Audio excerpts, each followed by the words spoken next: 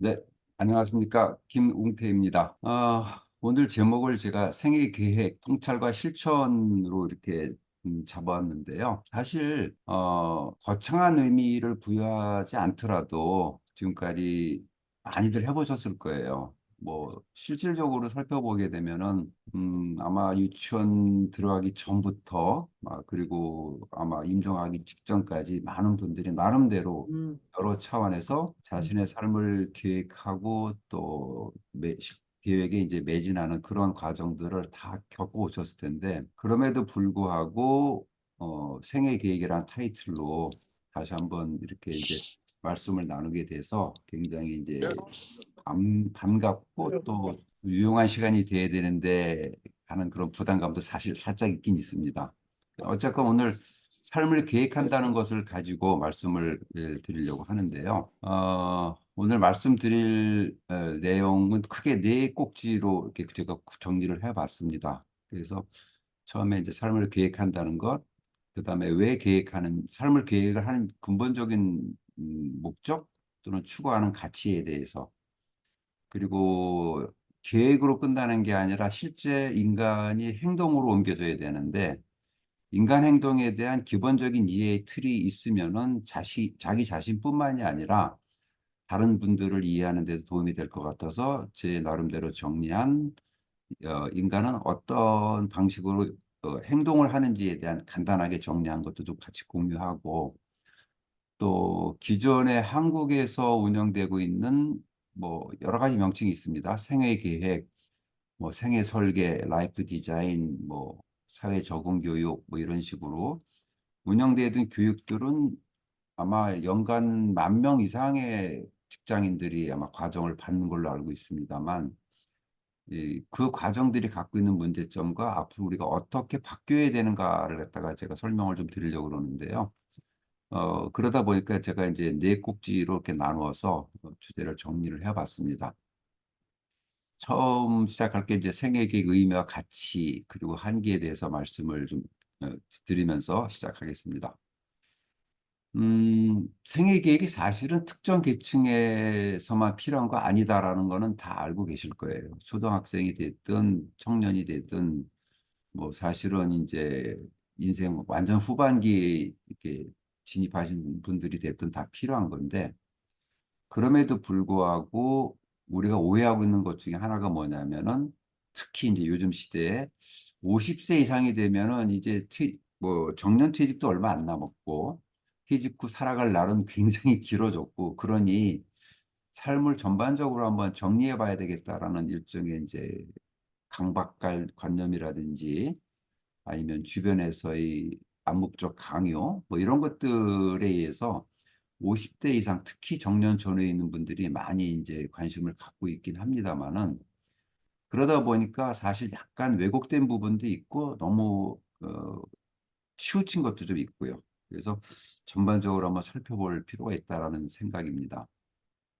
근데 이제 기본적으로 삶을 계획한다라는 것 이전에 삶에 대해서 간단하게 일단 제 관점을 말씀드리자면은 일반적으로 여기 제가 교재에 적어놨습니다만은 우리가 기대하는 것 중에 하나는 뭐냐면은 자신의 삶을 자신이 통제할 수 있기를, 가능한 한 많이 통제할 수 있기를 아마 거의 대부분 사람들이 기대하고 또 노력하고 있지 않나 하는 생각을 갖습니다. 실제 우리는 그렇게 살아왔다고 생각을 하고 있고요.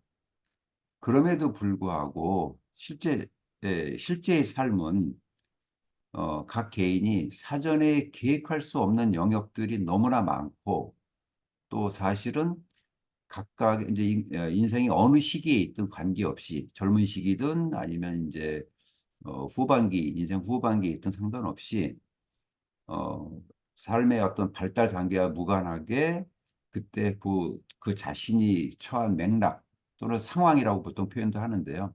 상황과 우연에 의해서 점철이 되더라는 거죠. 또 사실 젊었을 때든 나이가 들어서든 간에 삶을 계획하고 계획대로 열심히 실천을 해서 목적한 곳에 도달하는 경우도 있고 그러지 못한 경우도 있지만 어떤 경우든 간에 상관없이 뒤돌아봤을 때 내 삶이 균형을 이루고 있나? 내가 나의 삶이나 삶의 방식에 만족하는가라고 이렇게 스스로에게 물어보면은 그러지 못한 경우도 적지 않더라는 거죠. 그러면은 굳이 젊었을 때든 나이가 들어서든 자신의 삶을 계획하는 게 필요한지에 대한 어떤 본질적인 의문이 들 수도 있지 않을까? 또는 이런 의문에서 시작을 해보는 것이 필요하지 않을까라는 게 제 생각입니다. 사실은 이제 지난 한 20년 정도 기간 동안에 걸쳐 가지고 생애 계획이란, 그러니까 라이프 디자인, 라이프 플래닝, 뭐 그러니까 키워드가 뭐가 됐든 이런 영역에서 또는 이런 관점에서 상당히 많은 분들을 만나고 상담을 해왔는데요. 지금 이제 생애 계획을 접할 때 많은 분들이 뭐 지금까지 없었는데 없어도 잘 사는데 굳이 생애 계획이 필요할까? 뭐 지금껏 잘 살아왔는데 별 문제 없을 것 그런 것 같은데 뭐 이런 표현들을 굉장히 많이 하셔요. 그리고 근래에는 노후 준비와 관련돼 가지고 노후 자금이나 건강 관리를 위한 정보나 기법 말고 다른 것도 있나? 라고 이런 생각 가지신 분들도 있고요. 근데 이제 이런 이야기들을, 이런 의문들을 다 들으면서 제가 또 이제 그분들에게 이제 다시 되돌려드리는 표현이 있는데, 사실은 삶을 아무리 정교하게 계획한다고 해서 개인이 갖고 있는, 각자가 가지고 있는 염려들이 있죠. 뭐 소위 3대 영역, 3대 염려, 12대 염려, 표현은 굉장히 다양합니다만은 이런 염려들이 자동적으로 해소되거나 이런 몇 대 영역에 대한 계획을 하고 실천을 열심히 하다 보면 만족한 삶이라든지 또는 행복한 삶에 이루는 것은 아니다라는 거죠.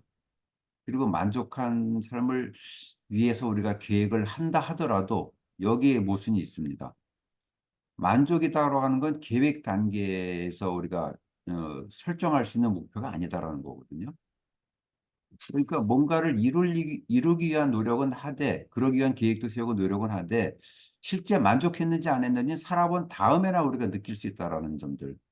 이런 부분들이 어떤 삶을 계획한다는 일종의 이제 노력에서 우리가 놓치고 있거나 또는 간과하고 있던 어떤 본질이 아닐까 하는 그런 염려와 또 그런 것들을 좀 더 같이 함께 논의하고자 하는 기대를 가지고 제가 이제 오늘 이 강좌를 만들었고 또 사실 관련된 프로그램도 앞에서 이제 사전에 운영 좀 해봤고 그래서 그 결과를 같이 공유하고자 하는 겁니다.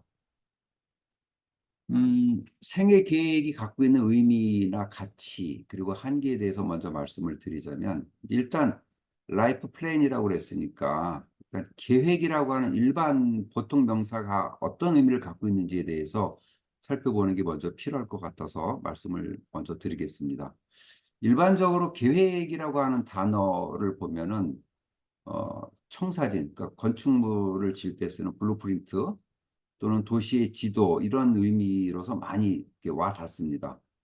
만약에 삶을 계획하는 것이 이제 이 플랜 앞에 라이프를 붙여서 라이프 플랜이 청사진이나 도시의 지도와 같은 의미를 따른다 그러면은 인간이 사전에 설정한 또는 설정된 목표에 도달한다라는 의미가 상당히 강하게 나타나게 됩니다.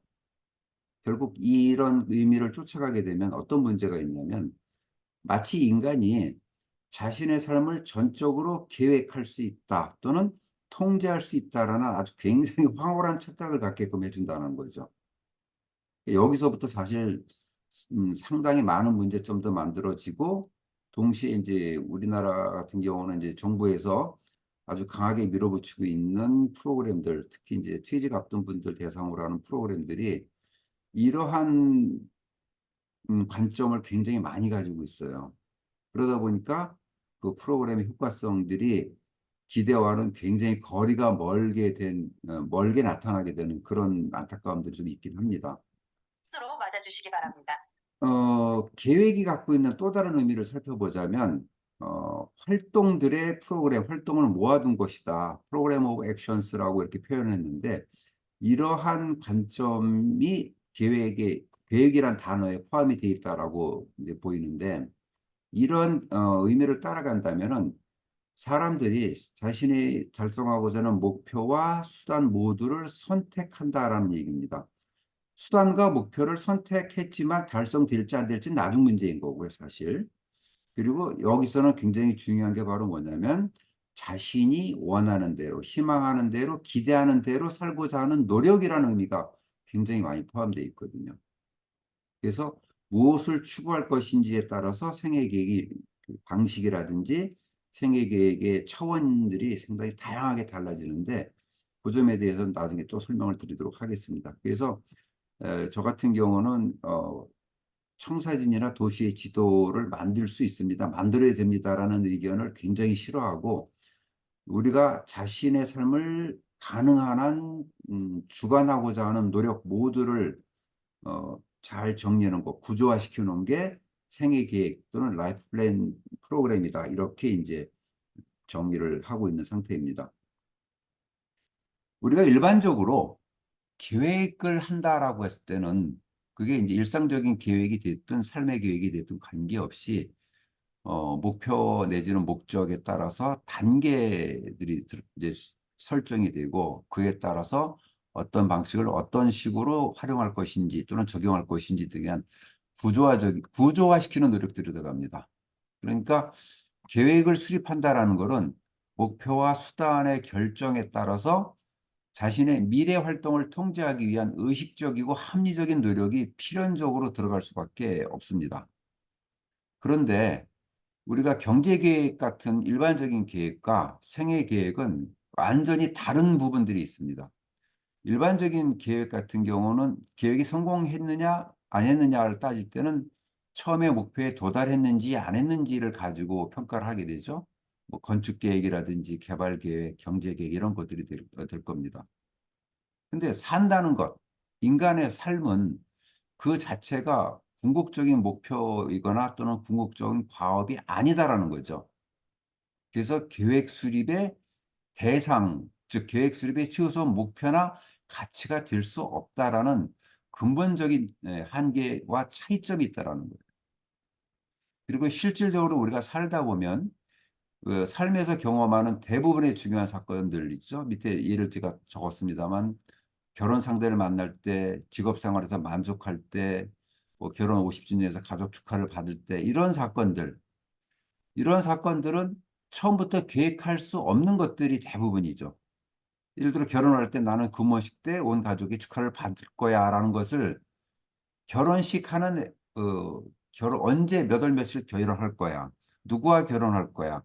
결혼한 다음에 살림을 어떻게 꾸려갈 거야라는 계획은 세울 수 있을지라도 금혼식에서 가족들의 축하를 받을 거야라는 것은 계획할 수조차 없는 영역이다라는 거죠.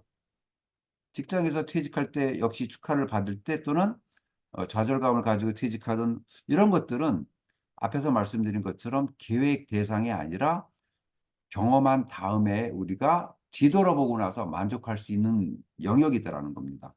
그러니까 삶을 계획한다라고 하는 부분들은 일반적인 계획과 너무나 다른 부분이 많은데 앞에서 말씀드린 것처럼 청사진 뭐 이런 관점으로 접근하게 되면은 우리가 계획에 대한 과도한 기대를 갖게 되고 결과적으로 도달하지 못하고 이룰 수 없기 때문에 오히려 실망만 더 커지더라는 거죠. 삶을 계획할 때 아무리 잘 계획해도 사실은 중요한 부분이 하나가 있습니다. 그러니까 계획과 실제 삶 사이에서 존재하는 간극인데 계획을 수립하는 것은 무엇을 할지, 무엇 할 것인가에 대한 일련의 행동으로 구성된 프로그램을 만들고 따르는 거죠. 구조화시키고 따르는 겁니다. 그런데 사람은 무엇을 할지의 대상이 아니다라는 거고 굳이 목적성 내지는 대상성을 갖다 정의한다 그러면 내가 어떤 유형의 사람이 되거나 어떤 존재가 되거나 어떠한 성품을 갖는 존재, 그런 사람으로 살길 바란다라는 거죠. 그래서 일반적인 계획 그리고 생애 계획이라 할지라도 우리가 추구하는 게 무엇인지에 대한 정확한 그림을 그릴 필요가 있다는 거고요. 또 더 나아가서 제가 이제 굉장히 많이 쓰는 얘기가 있습니다. 재벌이 되는 것하고 재벌로 사는 것하고는 굉장히 큰 차이가 있습니다. 근데 우리는 대부분의 무엇을 하는 것, 무엇을 이루는 것에만 초점을 두지 우리가 그 상태로 사는 것, 그러니까 becoming하고 being하고의 그 차이를 구분을 안 한다라는 이런 미묘한 차이가 또 있다라는 거고요. 그래서 계획을 수립한다는 것, 삶의 계획을 수립한다는 거는 사실은 굉장히 뛰어난 도구를 만들거나 확보하는 것, 그러니까 생애 계획을 완벽하게 만들었다 하더라도 우리가 열망하는 삶, 즉 만족한 삶이나 행복한 삶 또는 어떤 유형의 존재가 되는 것을 담보해 주지 못한다라는 겁니다. 그래서 이런 부분을 놓고 보면 그럼에도 불구하고 우리가 생애 계획을 계속 수립을 해야 될 어떤 필요성이 있을까? 또 그런 필요가 있다면 무엇을 추구해야 될 거에 대한 좀 더 깊은 사고가 필요하다라고 생각을 합니다. 자, 우리가 뭘 하기로 결정했든 현재 시점에서의 결정은 아주 먼 미래가 되든 짧은 미래가 되든 미래 시점에서 느끼게 될 만족과 당연히 깊은 관련이 있습니다. 그래서 지금까지 삶의 목적이나 목표가 무엇이었든 모든 사람들, 모든 개개인은 자신이 선택한 어떤 존재가 되고 어떤 존재로 살기 위해서 우리는 선택과 포기라고 하지만 저는 선택과 선택하지 않는 선택을 하고 선택의 순서와 경중을 정한다. 이걸 삶을 구조화시키는 과정이다라고 보는 거죠. 물론 앞에서 말씀드린 것처럼 이러한 구조 과정이 삶의 모든 영역을 다 커버하지는 못합니다. 제 느낌으로는 20, 30%만 커버해줘도 상당히 뭐라 그럴까 세밀하다라고는 느끼거든요. 그래서 사실은 이루느냐 이루지 못하느냐의 문제가 아니라 진짜 우리가 초점을 둬야 될 거는 계획을 함으로써 사전에 대비도 해보고 준비도 해보고 또 그 이후에 매진하기도 하지만 미래 시점에서 내가 어떠한 만족을 느낄 것이냐가 결국 관건이 될 수밖에 없겠다. 이게 우리가 삶을 계획하면서 기대하는 것이다라고 좀 생각을 하고 있는데요. 그러다 보니까 사람 스스로가 중심이 돼가지고 자신의 삶을 주관하려고 하는 어떤 본성, 인간이 갖고 있는 본성이죠. 그리고 그런 태도가 자신의 삶을 계획하는 행위를 하게끔 만들었고, 결국 이러한 본성과 태도가 계획의 실천과 또 어떤 상태에 도달하는 차이를 만들었다라고 저는 생각을 하는 거거든요. 그래서 삶의 계획을 갖다가 우리가 논의할 때 우리나라에서 흔히 하고 있는 인생의 몇 대 염려를 대비해야 된다. 이런 관점이 아니라 대비를 넘어서서 우리가 무엇을 추구할 것이냐, 그리고 누가 그걸 추구하는 주체이냐, 그 추구하기 위해서 내가 어떠한 능력들을 갖추어야 되느냐가 사실은 자신의 삶을 계획하고 준비하는 데 있어서 가장 먼저 시작되어야 되는 출발점이다라고 생각을 합니다. 음, 길든 짧든 크든 작든 뭐 여러 번의 경험들을 다 가지고 계실 겁니다. 자신의 삶을 계획하고 실천할 때 또는 실천함으로써 무엇을 추구하셨는지 또는 앞으로 삶을 계획하시려고 한다면 무엇을 추구하시려는지에 대한 분명한 선택이 있어야 되는데 염려를 해소시키는 것을 핵심 가치 또는 염려 해소에 초점을 두실 건지 자신의 행복을 좀 더 증진하는 데 초점을 두어야 될 것인지 최소한 그 대비되는 두 가지 관점 중에 하나는 초점을 두어야 될 겁니다. 이렇게 생각하실 수도 있습니다. 염려를 해소하면 행복이 증진되는 거 아니야? 이렇게 착각할 수도 있는데요.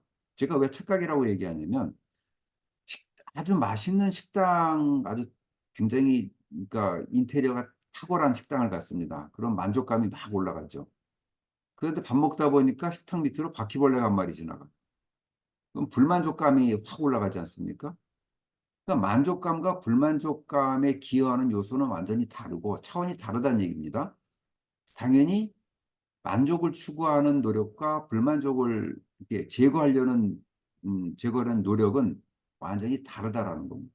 마찬가지로 인생에서 염려를 해소하기 위한 노력과 그 염려에 기여하는 요인, 행복을 증진하려는 노력과 행복이 증진하는 요소는 완전히 다르다라고 하는 부분에 초점을 우리가 그 초점이 서로 다르다는 부분을 구분할 필요가 있다는 얘기죠. 아쉬운 부분이 있다 그러면 행복 많이 들어보고 우리가 굉장히 익숙한 이제 표현인데 행복이 뭔데? 라고 이렇게 물어보면 사실 이걸 답할 수 있는 분들이 많지는 않습니다. 굉장히 피상적으로 생각들을 많이 하시거든요.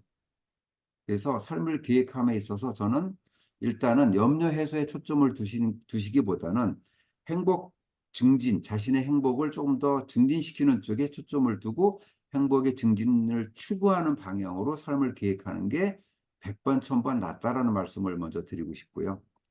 그리고 나서 이 추구하는 차원이 달라지게 되면 이제 삶을 계획하는 수준이 이렇게 크게 네 가지로 나뉘어질 뿐만이 아니라 이 과정에서 행복이 어떻게 사람들에게 느껴지거나 이해가 되는지에 대해 설명을 좀 더 드리려고 합니다. 방금 제가 설명드렸던 부분이 염려 해소와 행복 증진, 이건 극단적인 이제 나눔이긴 하지만은 이렇게 나눠 놓고 봤을 때 우리가 지금까지 경험했던 자신의 삶을 계획했던 모든 계획들을 우리가 모아가지고 이제 나누어 보면은 저는 네 가지 영역으로 네 가지 차원 또는 네 가지 수준으로 나누지만 어떤 분은 뭐 10가지 수준으로 나누실 수도 있어요. 근데 이제 편리상 제가 네 가지로 나눠 보는데 일상적인 삶에서의 계획 수준, 이제 계획을 만드는 그런 수준에서부터 장기적인 구조와 그다음에 전반적인 목표를 달성하기 위한 수준 그리고 전생에 걸쳐 모든 자원을 망라하는 계획. 크게 캐터고리 내지는 레벨이 서로 달라질 수가 있다는 거죠.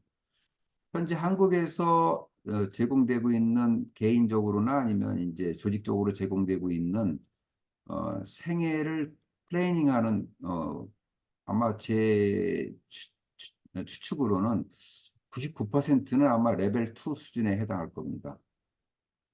그리고 저는 이것도 나쁘지 않다고 보는 거예요. 이런 수준이 필요한 분이 또 있거든요.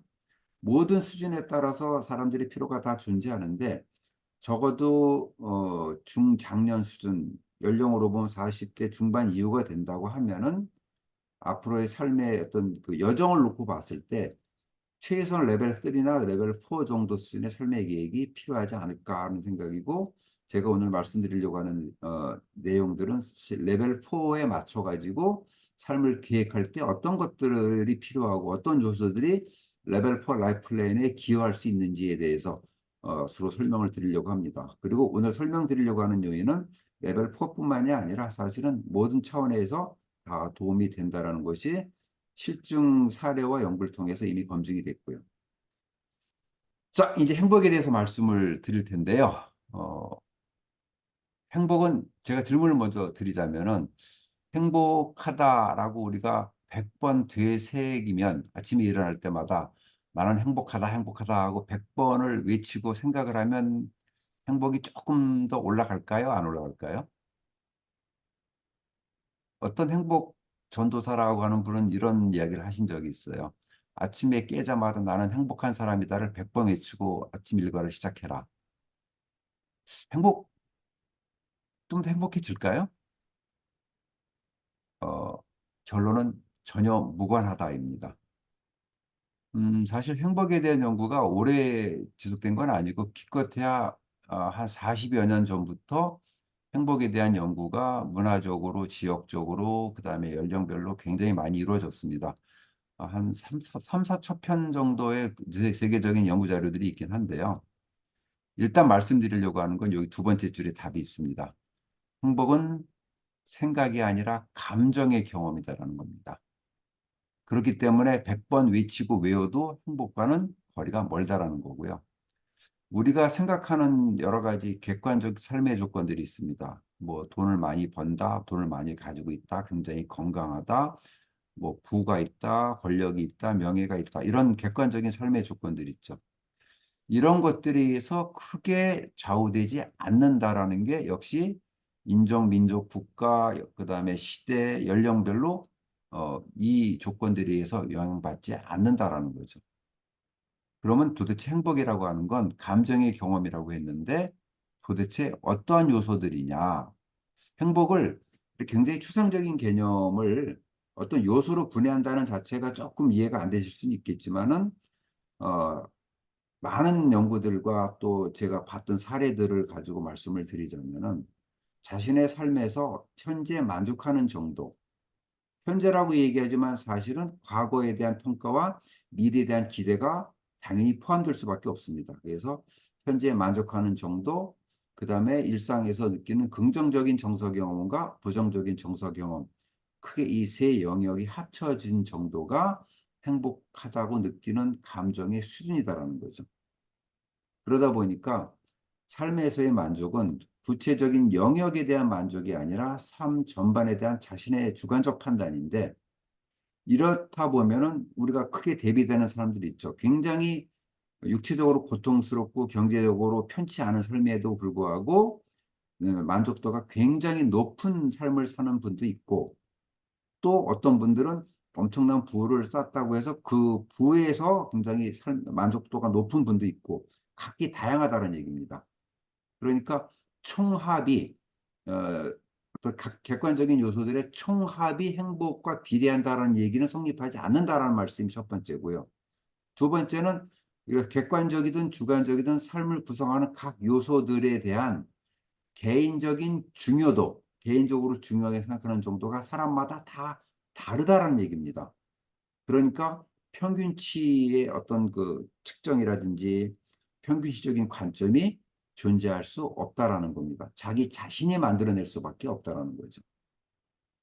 이제 그런 것들을 놓고 봤을 때 한국 사회 같은 경우 우리가 경제적 풍요 수준에 비해서 행복에 대해서 생각하는 정도가 굉장히 낮다라는 이제 조사도 있고, 또 우리 문화가 사실은 이해는 제 나름대로 추측하기는 우리는 아무것도 없는 진짜 황무지에서 출발한 국가이고 그런 국민들이고 그런 민족 아닙니까? 그러다 보니까 생존이 상당히 그 최고의 가치였던 거예요. 전쟁 이후에 그 생존만이 유일한 그 절대 가치였던 시절이 30년, 40년 내려오다 보니까 경제적이든 또는 권력이든 명예가 됐든 객관적 지표에 과몰입하는 현상이 너무 높아졌다라는 거죠. 간혹 이런 말씀하시는 분들도 있어요. 뭐 여러 조건들 다 이제 접어두고 단적으로 내가 1년에 수입이 얼마가 되면은 또는 내가 얼마만한 재산을 모으면은 행복해질 수 있을까? 이에 대해서도 세계적인 조사도 있었고 한국에서도 조사가 있었습니다. 결론은 이겁니다. 우리나라 평균치 수입 있죠.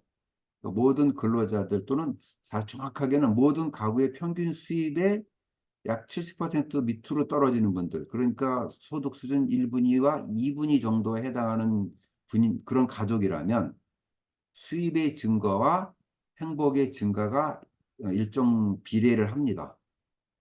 그러나 3분위 계층 이상에 해당한다 그러면은 수입의 증가가 행복의 증가와는 무관하더라는 거죠. 이게 우리나라만 그런 게 아니라 전 세계적으로 같이 나타나는 현상이거든요. 그러니까 제가 말씀드리고 싶은 것 중에 하나는 뭐냐면은 한국과 같이 경제적 수준에 있는 분들이라면 저개발 국가에 비해서는 더 이상 물질적 풍요를 추구하지 않아도 더 행복한 삶을 살 수 있는 방법이 너무 많다라는 거예요. 길도 많고, 그리고 개인적으로도 지극히 당연한 상황이 되었다라는 겁니다. 다만 우리 역사성으로 봤을 때 우리 문화가 무에서부터 시작하다 보니까 이런 문화적으로 축적되어 있는 부에 대한 열망이 이제는 좀 바뀌어야 되지 않을까라는 생각을 또 동시에 갖게끔도 되고요. 그래서 이제 제가 이제 삶을 계획하는 이유, 그리고 삶을 계획함으로써 추구하는 가치가 단순하게 염려 해소가 아니라 행복 추구에 있으면 좋겠다라고 말씀을 드렸는데요. 이제 조금 다른 이야기 한 가지를 드리고 또 말씀을 이어가도록 하겠습니다. 일반적으로 우리가 잘 알고 있는 이야기가 있습니다. 인간이 어떤 행동을 한다, 사람이 어떤 행동을 이렇게 하게 될 때는 우리가 행동을 보지 말고 동기가 뭔지를 살펴봐라, 이렇게 얘기를 하죠. 어떤 일에 대한 동기가 있으면은, 특히 동기가 높으면 높을수록 행동으로 이어져서 결과를 만들기가 굉장히 쉽다라고 아주 귀에 못이 박힐 정도로 많은 얘기를 들었습니다. 동기의 수준이 높다 낮다만 놓고 본다 그러면 너무나 치우친 생각인데, 사실은 외적 동기 수준이냐 아니면 중간 동기, 그러니까 외적과 내적 동기의 중간 수준이냐 아니면 내적 동기에 가깝냐에 따라서 구분이 될 필요가 좀 있고요. 그걸 떠나서 동기가 행동으로 이어진다라고 생각을 하지만 사실은 동기가 행동으로 이어지기 전에 개인의 특질이 반드시 필터 역할을 해준다라는 겁니다. 어떤 동기에서 출발을 했던 개인이 가지고 있는 특질은 몇 가지 영역으로 나눠볼 수가 있는데 이런 특질의 어느 한 가지가 주되게 작동될 수도 있고 이런 특질들의 상호작용에 의한 것들이 필터링 역할을 해줘서 행동으로 이어질 수 있게 된다는 거죠. 특질에 대해서 조금 말씀을 드리면 제가 굉장히 낯선 용어, 이건 이제 제가 조한 거라서 그렇게 많이 알려진 용어는 아닙니다. 주제성이라고 하는데요. 어, 주제성이라고 하는 건 우리가 회의를 주관하는 사람 있죠. 주재자, 주관자. 그래서 전적으로 주관하는 역할, 또 그런 역할을 가진 분들을 이제 우리가 주재자라고 얘기를 하는데 거기서 그 비슷한 의미로서 자신의 삶을 전적으로 주관하고자 하는 태도와 능력이라는 걸 표현하기 위해서 제가 주제성이라는 용어를 썼습니다. 주제성이 뛰어나면 뛰어날수록 우리가 살면서 사회적 역할이 대부분 커리어 개발이기 때문에 자신의 커리어 개발을 지속적으로 해 나가려는 역량이 필요한 거고 그러다 보면 그 커리어 속에서 직무와 과업이 주어지기 때문에 직무 또는 맥락 수행 역량이 이제 하위적으로 또 필요하게 됩니다. 역량이 아무리 뛰어나도 어떠한 가치 체계를 갖느냐에 따라서 예를 들어서 도구를 다루는 기술이 굉장히 뛰어난 사람이 둘 있다고 했을 때 한 사람은 뛰어난 엔지니어로 성장을 하고 한 사람은 어, 뛰어난 뭐라 그럴까 금고털이 범으로 성장을 한다고 하면은 역량이 차이가 아니라 이거는 개인이 가지고 있는 가치 체계의 차이거든요. 그래서 어떠한 가치 체계를 가지고 있느냐에 따라서 또 달라질 수 있고 또 그다음에 우리가 생각해 볼 수 있는 게 예를 들어 저를 설명할 때 저는 교수자이다, 저는 상담가이다, 뭐 저는 아버지이다 이런 식으로 자기를 나타내 주는 개념은 여러 가지가 있을 수가 있습니다. 이러한 개념들 중에서 나를 나타내 줄 수 있는 가장 핵심적인 표현이 뭐냐라는 게 바로 자신의 정체성에 대한 문제인데 어, 정체성이다라고 하는 건 뭐 사람마다 해석이 다를 수는 있겠지만 저는 이렇게 생각을 해요. 각자가 가지고 있는 삶의 기준이자 방향성. 그러니까 내가 나한테 있어 중요한 일이 무엇이고 의미 있는 일이 무엇인지를 바탕으로 해가지고 어떻게 살겠다라고 결단할 수 있고 결정할 수 있게끔 해주는 특성이 바로 정체성이라고 생각을 합니다. 그래서 정체성이라는 것이 또 개인이 갖고 있는 특질 중에 굉장히 중요한 부분이고, 그 다음에 마지막이 타고나면서부터 갖게 되는 성격인 거죠. 그래서 성격이라고 하는 것은 실제 행동을 하거나 사고를 할 때 어떠한 방식으로 하는 게 편하다 또는 편하게 이끌어주는 하나의 방식이다라고 볼 수가 있습니다. 그래서 이러한 개인 특질들이 동기에서 그냥 행동으로 이어지는 것이 아니라 이런 필터에 의해서 행동으로 이어지더라는 거죠. 우리가 어떤 분의 행동을 봤을 때 도무지 이해가 안 된다. 그러면 도대체 동기가 뭐야? 왜 그런데? 도대체 뭘 바라고 저렇게 행동을 하는데 이렇게 연결시켜주면 이해하기 쉬울 것 같아도 사실은 그분이 어떠한 특질을 갖고 있는 이 필터에 대한 이해가 없다 그러면은 우리가 오해하기가 더 쉬워질 수도 있는 그런 결과가 될 수도 있습니다. 그런데 이제 사실은 인간이라는 존재가 혼자서 이렇게 자기 어떤 동기에서부터 필터링을 개인 특질이라는 필터링을 거쳐서 행동 결과로 이어지는 것이 아니라 항상 환경 속에 살고 있거든요. 그 얘기는 무슨 뜻이냐면은 환경과 개인의 어떤 전반적인 특질과 개인의 행동이 항상 이 삼자가 상호작용을 함으로써 어떤 결과를 만들어낸다는 겁니다. 그러면 이 부분에 대한 이 맥락에 대한 것까지 우리가 같이 염두에 둬야 되는데 이제 이런 방식으로 인간의 행동이 이루어진다라고 보면은 이제 단적으로 제가 말씀드리고 싶은 게 있습니다. 수많은 분들한테 질문을 제가 했던 아주 쉬운 질문, 그러니까 평이한 질문입니다만은 몇 살까지 살아 계실 것 같으세요? 또는 몇 살쯤 죽을 것 같으세요? 라고 제가 이제 질문을 많이 합니다. 어떻게 생각하세요? 내 수명은 몇 살까지일 것 같습니까? 전부 화면을 닫아 놓으셔가지고 제가 얼굴을 볼 수 없지만은, 많은 분들이 평균 수명까지는 살겠지요. 이렇게 50% 정도 이렇게 얘기합니다. 또 어떤 분들은 요즘 뭐 장례식장 가보니까 90세 전후가 되니까 평균 수명보다 조금 더 많이 살지 않을까요? 이렇게 얘기를 하거든요. 저는 이제 왜 그렇게 생각하십니까? 의 논쟁을 이렇게 이어가기보다는 그냥 제 생각을 바로 이렇게 말씀을 드리는데 제가 올해 62세입니다. 아, 이제 63세 되겠네. 예, 곧 저희가 생각하는 제 수명, 확률적인 수명은 120세에서 122세 정도로 생각을 하거든요. 60년 정도가 남았다라고 생각을 합니다. 음, 그러니까 작년 12월 말 추정 평균 수명이 벌써 90세 육박했죠. 남녀 평균 해가지고요. 89세까지 됐습니다. 그리고 최빈 사망 연령이 92세를 넘어가고 있고요. 그 얘기는 현재 60세 이상이신 분이라고 하면은 확률적으로 45년 정도의 여명을 가지고 있다라고 보셔도 됩니다. 여기에는 의술의 발달이라든지 과학기술의 발달, 그다음에 사회적 보장장치 이런 것들이 변하지 않았다라고 가정을 한 건데요.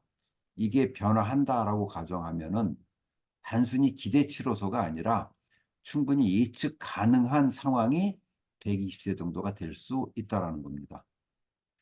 이 부분이 굉장히 중요한 건데 현재 60세이신 분이 내가 80세 정도면 죽을 것 같아라고 생각하면은 할 수 있는 게 별로 없어요. 또 해야 된다는 생각이 별로 없습니다. 근데 내가 120세까지 살아야 돼. 아주 확률이 높아 그러면은 뭔가를 해야 된다는 강박감이 막 생길 수도 있고 저는 이제 강박관념보다는 내가 활동할 수 있는 시간이 이렇게 많이 남았어? 풍요로움을 느낄 수도 있다는 얘기죠. 그래서 무엇을 느끼느냐, 어디에 관점을 두느냐에 따라서 완전히 달라질 수 있는데 무엇보다도 중요한 거 환경 측면에서 본다 그러면은 우리가 전쟁이라든지 굉장히 열악한 환경이 아니기 때문에 내가 가질 수 있는 기대, 내 특질을 바탕으로 내 삶에 대한 기대가 무엇이 되느냐에 따라서 그 다음에 어떤 행동을 할 것인지가 결정될 수도 있다는 얘기입니다. 이 요 그림을 아주 단순한 어떤 특정 행동에 연결을 시킬 수도 있지만 삶에 대한 전반적인 전망을 갖다가 그릴 때도 이 메커니즘이 그대로 작동될 수 있다는 얘기죠. 사실 살다 보면은 삶이라고 하는 게 끊임없는 전환 속에서 이루어지기 때문에 이 전환 과정이 앞으로도 최소 수십 번이 남아 있다라는 걸 염두에 둔다면 매 전환 과정들을 즐겁게 보내기 위한 그런 노력이 더 필요하지 않을까 하는 생각입니다. 아까 제가 뭐랄까 염려를 해소하는 노력과 행복을 추구하는 노력 간의 차이를 말씀드렸는데요. 사람이 태어날 때는 어떤 목적을 갖고 태어난 건 아니지만 어차피 이제 태어난 이후에 현재 사람이 갖고 있는 본능에 충실하게 말씀을 드리자면은 우리가 결국은 생존과 번식이라는 궁극적인 목적을 어쩔 수 없이 갖게 됩니다. 그러면 생존과 번식이라는 걸 위해서 우리는 염려를 해소시키고 염려를 제거하는 노력을 이 노력에 더 많은 노력을 해야 될까요? 아니면은 행복을 증진하는 데 더 많은 노력을 해야 될까요? 답이 간단해지는 거거든요. 그러기 위한 도구이자 삶을 구성하는 실제 요소로서 생애 계획이 이제 작동한다라고 보는 거고요. 그래서 이런 생각들을 가지고 제가 이제 프로그램을 작년 2월 달에 이제 최종본이 완성이 돼가지고 파일럿 테스트, 그다음 필드 테스트를 계속 하고 있는데 궁극적으로 제가 추구하는 건 이겁니다. 나다운 삶, 나다운이라는 용어가 굉장히 어렵긴 하지만 나다운 삶을 추구하는 그런 노력을 하자. 그러니까 어떤 존재로 살기를 기대하는지 등에 대한 삶의 지향을 구체화하자. 사람들이 이제 많은 분들이 놓치고 있는 부분이 있어요. 자신이 굉장히 많은 자산을 가지고 있다는 건데 눈에 보이는 것만 자산이라고 생각을 하는 그런 경향성이 있거든요. 각자가 가지고 계신 시간, 재능, 기회, 재정, 건강, 그다음에 관계, 경험 이런 모든 것들을 어떠한 방식으로 소비하고자 할 때, 소비하는 방식이 결국 이제 생활 방식, 라이프 스타일인데 그런 것들이 먼저 결정되고 나면 염려할 게 있는지 없는지가 판단될 수도 있고 내가 어떠한 방식으로 구조화시켜서 행복을 추구할지를 결정할 수가 있다는 거죠. 결국 자신의 주관적 평가에 따른 거고요. 표준적이거나 객관적 지표에 도달하는 건 굉장히 불행할 수 있다는 얘기입니다. 그래서 이런 세 가지 관점을 가지고 자신다운, 자신이 원하는 그런 삶을 추구하는 노력을 하는 데 있어서 필요한 세 가지가 휴먼 에이전시, 그러니까 만족한 삶, 긍정적인 정서, 부정적 정서라고 말씀드렸던 이 휴먼 에이전시를 증가시키는 방향. 그 다음에 세 가지 기본 동기가 더욱더 강화되고 충족되는 방향. 그리고 정체성을 확립하거나 재확립하거나 유지하기 위한 노력들. 요 세 가지가 축이 됐을 때 사람들이 삶에서의 만족하는 정도가 빠르게 올라가고 또 미래에 우리가 닥칠 사건들, 예측한 사건도 있고 예측하지 못한 사건들도 있죠. 그런데 예측한 사건들은 대처하기가 좀 상대적으로 쉬운데 그러니까 미처 예측하지 못한 사건들에 대처하는 능력까지 이걸 저희가 이제 적응성이라고 표현합니다만 어댑티빌리티라고 얘기를 하는데 어, 나다운 삶을 추구한다는 것은 결국은 요 주제성, 자기결정성, 정체성의 세 가지 축 위에 미래에 예측하거나 예측하지 못한 모든 사건들에 대처하는 능력을 크게 향상시켜주고 결국 어느 정도 시간이 지나서 되돌아봤을 때 궁극적으로 이제 임종식에 다다라서 되돌아봤을 때 만족했느냐라고 하는 질문에 답할 수 있게끔 하게 되더라는 겁니다. 그래서 그런 목적으로 이제 요 말씀드린 요 개념을 가지고 프로그램을 만들었고 프로그램에 참여하신 분들의 한 줄 소감은 이렇게 다양하게 나타났는데 이거 말고도 한 100가지가 넘지만 그냥 대충 몇 가지만 정리해서 적었습니다. 그리고 만족도, 전반적인 만족도, 그다음에 실제 생활에 도움이 되는 정도도 굉장히 매우 유익함과 다소 유익함, 이제 4.5점이 다 섞여져 있죠. 그다음에 실제 워크숍에서 얻거나 도움이 된 지식과 정보 뭐 이런 것들도 전반적으로 점수가 높습니다.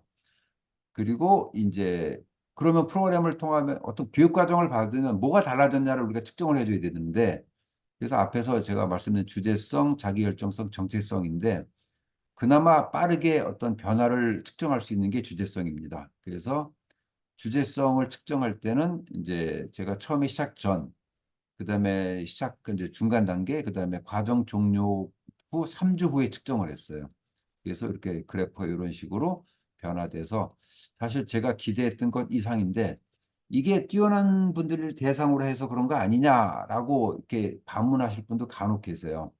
프로그램 특성상 인지적인 측면이 많이 인지적인 사고가 많이 필요하기 때문에 사무나 관리, 연구직 이런 분들에게 훨씬 이 프로그램이 잘 적합하기도 하고요. 그리고 이런 분들 경우에 이제 직급도 예를 들어 과장 직급, 대기업 기준으로 과장에서부터 전무 수준까지 있는 분들이 참여를 해서 이 프로그램에 대한 이제 사후 측정 결과가 이렇게 나왔던 겁니다. 네, 이렇게 해서 제 일단 발표는 마치도록 하겠습니다. 사실 그냥 너무 압축을 하다 보니까 충분히 제가 말씀을 잘 드렸는지는 모르겠는데요.